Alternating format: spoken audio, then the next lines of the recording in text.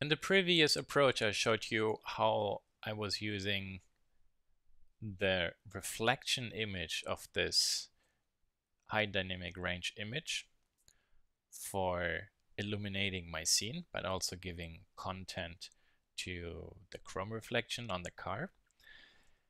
However, a smarter approach and probably somewhat faster is not to use such a large, but to use such a small image. And this is basically the same environmental shot, just scaled down and blurred.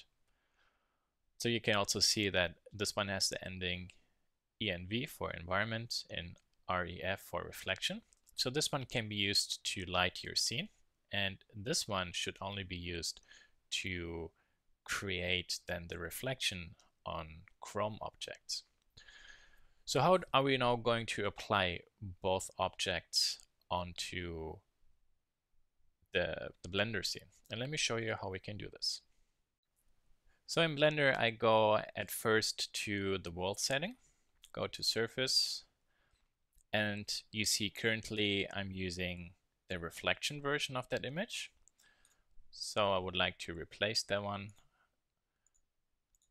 and I'm going to select the blurred, the environmental image, click open. Then I'm going to put the camera for a moment on this layer, because to work faster, I would like to work on a simpler scene. And I'm creating a small sphere, putting it in front of the camera,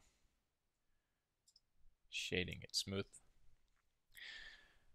And then I will give this a glossy material, so I can use it as a chrome ball. Now if I turn on the rendering, you can see that this chrome ball gets the light as well as a reflection from the blurred environmental image. And of course, what I want is only the light from this environmental image, but the reflection from something sharper, so the reflection image. So now to bring this reflection into our world, there is a very simple and logical approach. Those spherical or panoramic images capture basically a 360 degree of our environment, so we just simply rebuild it.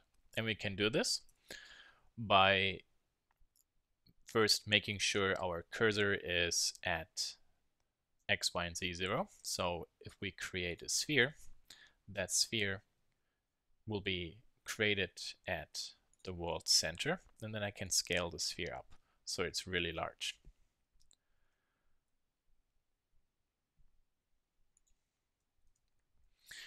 And the sphere as well, I shade. Now I have to take a look at where my camera is. So my camera is here. I'm looking towards this direction.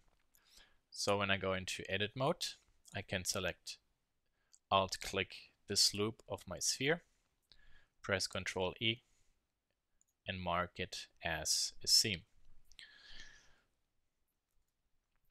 And then selecting everything with A. Inside the UV editor, I go and open the high-res reflection image. This one, click open. And then here I can press U, project from view. Sorry, I meant sphere projection. And then you see that the sphere is now flattened out. You can clearly see that, for example, the pole caps are a little bit, not really usable. But that's not really a problem, because our camera, for example, will only see maybe this section of the sphere, and that will be not distorted.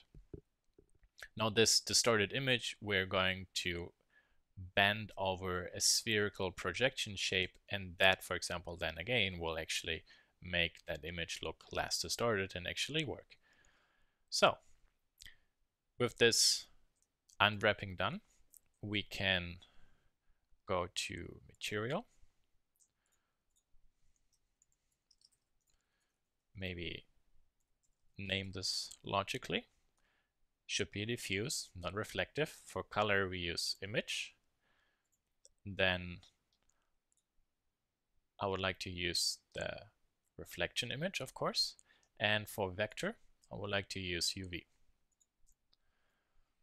If I do a test rendering right now, well, my scene will be black, because what's happening is I'm using my world blurred environment image to shoot light into my scene, but my objects are inside the sphere. The sphere is closed, no light can penetrate it, so it's all pitch black.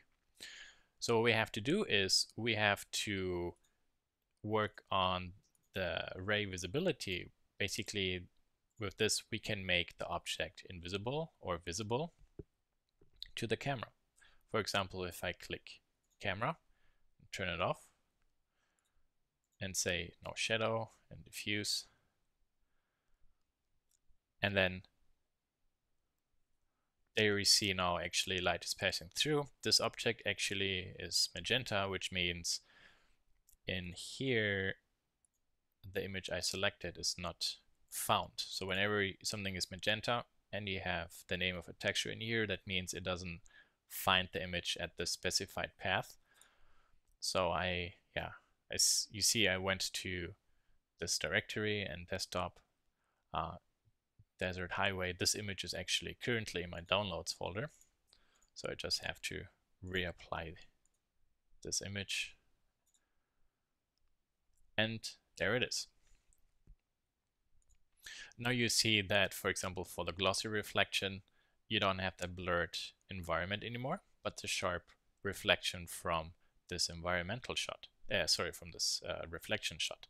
If I turn glossy, for example, off, then the reflectivity function of this shader is sampling what is left that's visible, and that means currently the ground plane and then the environmental image here is visible.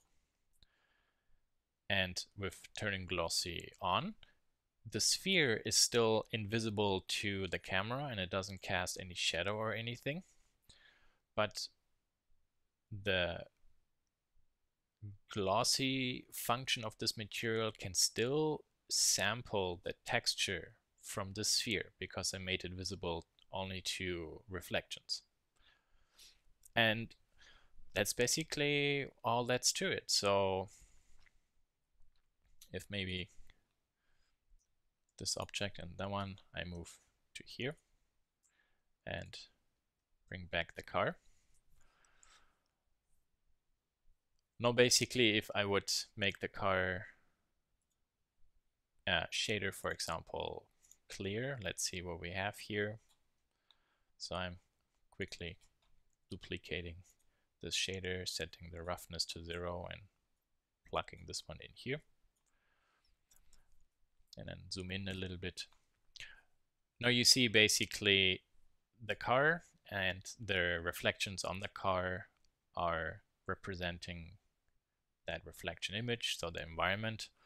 But again, all the lighting is actually coming from this blurred environment image. And then you could render this one out in the same way in passes, like for example we did here, and then compose this together with the shadow catcher over the backdrop plate I showed how to do in the previous video.